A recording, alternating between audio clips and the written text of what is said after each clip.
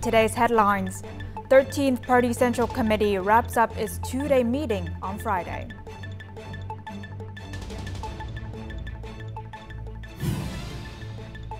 And later on, Hanoi Convention, a milestone in international cooperation and foreign affairs.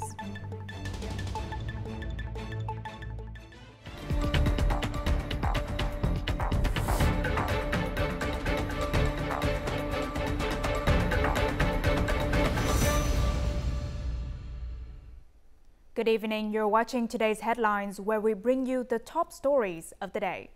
The 13th Central Committee of the Communist Party of Vietnam wrapped up its two-day meeting in Hanoi on Friday.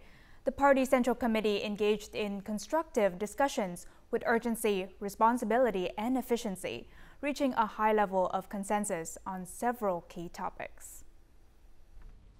After nearly 2 days of discussion, the Central Committee reached a high consensus on the conference agenda. General Secretary Theo Lump emphasized the importance of streamlining the political system's organizational apparatus, calling it a revolutionary effort. He outlined goals of 8% growth in 2025 and double-digit growth through 2030, aiming for Vietnam to become a developed, high-income nation by 2045.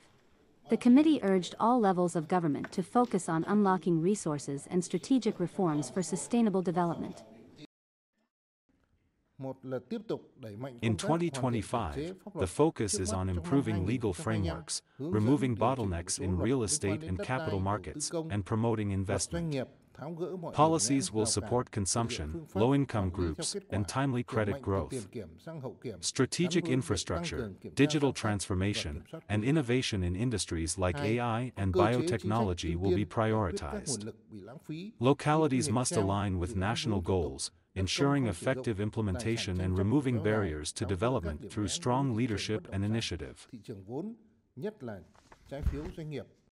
The party chief emphasized the need for a monitoring and inspection plan to ensure leaders are accountable for their tasks and results. The political system must function smoothly from the central to grassroots levels. The party's Central Committee also agreed on the 2024 report reviewing the Politburo and Secretariat's direction and administration. The State Bank of Vietnam's Ho Chi Minh City branch has announced that remittances to the city reached nearly $9.6 billion in 2024, a 0.9% increase from last year. And among them, Asia and the Americas account for more than 82%, making them the two largest source regions. As Lunar New Year approaches, remittance volume is expected to rise by at least 30 to 40%. The State Bank of Vietnam's Ho Chi Minh City branch also expects that remittances to the city will continue to maintain an annual growth rate of 6 to 8% in the coming years. The Vietnamese community abroad is preparing for a Tết celebration filled with warmth and tradition, just like at home. Traditional products like fish sauce and pickles are already well established in global markets, while new items such as fast-moving consumer goods and frozen foods are also gaining popularity among overseas Vietnamese. Businesses view the Tết market as an opportunity to test and promote new products abroad. However, rising transportation costs remain a challenge. And in the long term, businesses plan to shift to sea shipping to make prices more competitive.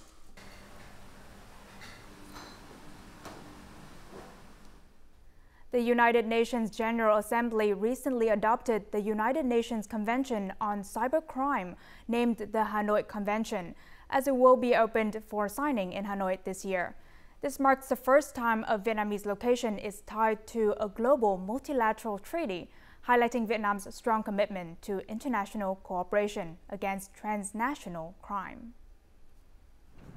Comprising 9 chapters and 71 articles, the convention establishes the first global legal framework for cyberspace, promoting technical assistance and capacity building. It represents a significant step forward in addressing cyber crimes such as child exploitation, online fraud, and money laundering. The establishment of a cybercrime convention will streamline efforts to ensure cybersecurity. With global participation, it will provide common standards for addressing cybercrime and significantly enhance international coordination. Vietnam's proposal to host the convention's signing ceremony highlights its commitment to UN initiatives and global problem solving, aligning with its push for secure and safe digital transformation.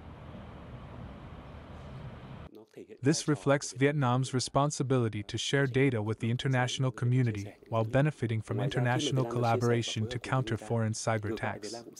It paves the way for Vietnam to ensure cybersecurity sovereignty and protect its citizens. The Hanoi Convention reaffirms Vietnam's commitment to fighting cybercrime, boosting its global image, and strengthening its regional and international standing. By 2025, cybercrime is projected to cost the global economy over $10.5 trillion, surpassing the GDP of most major economies.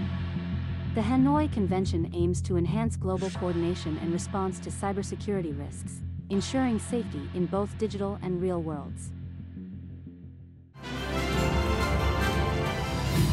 Coming up next, heavy traffic recorded nationwide.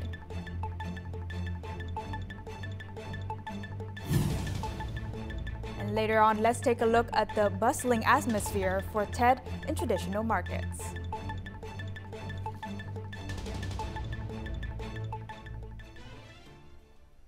Now moving on to other news, a forest fire in Tràng An, Ninh Bình was extinguished early Friday morning after hours of effort. The fire broke out yesterday on Phu Khống Mountain, with access only possible by boat. Firefighting teams, including 100 officers and soldiers, deployed pumps and worked to contain the blaze despite the challenging terrain. No casualties were reported, but nearly half a hectare of protected forest was destroyed, affecting an additional 2 hectares. Airports these days are very crowded, and Tân Sơn Nhất Airport is the busiest place today, with more than 1,000 flights and 150,000 passengers. Meanwhile, Nội Bài Airport has synchronously deployed a non-stop toll collection system at all toll lanes of passenger terminals T1 and T2 to avoid congestion. On many roads, the number of vehicles has increased since this morning, and the most obvious congestion is on the elevated Ring Road 3, when the traffic volume has exceeded the design level by 8 times. Hanoi Traffic Police has decided to separate lanes for vehicles to enter the emergency lane on Ring Road 3 from 4 p.m. this afternoon to 6 a.m. tomorrow. Heavy traffic was also recorded in Ho Chi Minh City, National Highway 60, Ho Chi Minh Road in the Central Highlands. Ho Chi Minh City will host a variety of entertainment activities during the Lunar New Year, featuring both traditional TED cultural programs and modern performances. One of the highlights is Đầm Sen Cultural Park in District 11, which will be among 15 locations presenting fireworks displays on New Year's Eve. Suối Tiên Cultural Tourism Area in Thủ Đức City is expected to see a 10 to 20% visitor increase compared to last year. Visitors can also explore the Saigon Zoo and a botanical garden and the city's historic landmarks. And many tourists are now using Metro Line 1 to access these popular destinations. In Lý Sơn Island District, Quảng Ngãi Province, the nail pole is raised as part of a nearly 300-year-old tradition. And every year from the night of the 23rd to the morning of the 24th day of the last lunar month, temples and homes across the island hold a ceremony to raise the pole. This ritual marks the arrival of TED, allowing descendants to honor their ancestors and pray for a peaceful new year. The pole also honors those who reclaimed the island and the heroic soldiers who lost their lives in the Hoàng Sa and Trường Sa seas.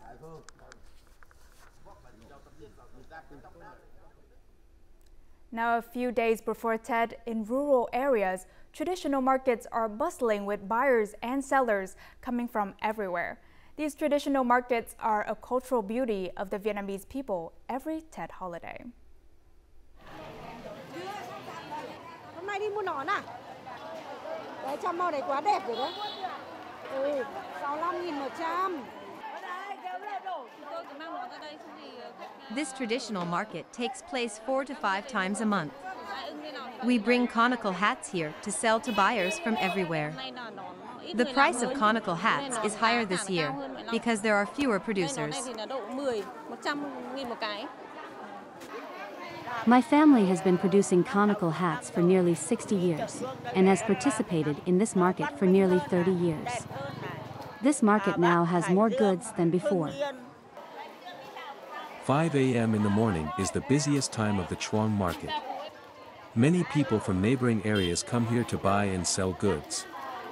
This woman lives dozens of kilometers away, but she comes here every week. This market has been a big hub for a long time. I came to buy Erica leaves to make conical hats. About 10 years ago, it would be hard just to get in the market. Now it is less crowded. Nowadays, most customers order goods by phone. But that does not mean that Chuang market has lost its traditional beauty, especially during the days before Tate. Just before Tate, the market takes place every day. The market also sells Tate goods. You can buy conical hat and then go shopping for Tate.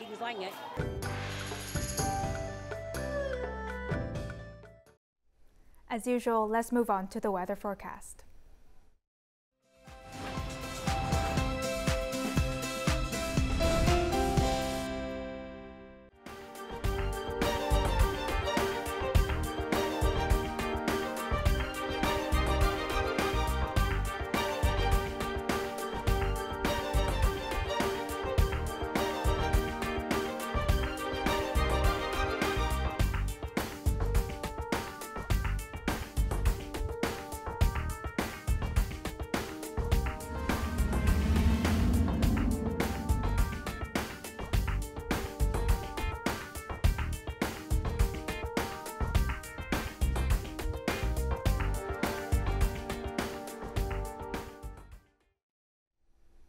And that's all the news for today's headlines. To rewatch our program, you can download our mobile app VTVgo or check out our YouTube channel VTV4Go. Thank you for watching and see you next time.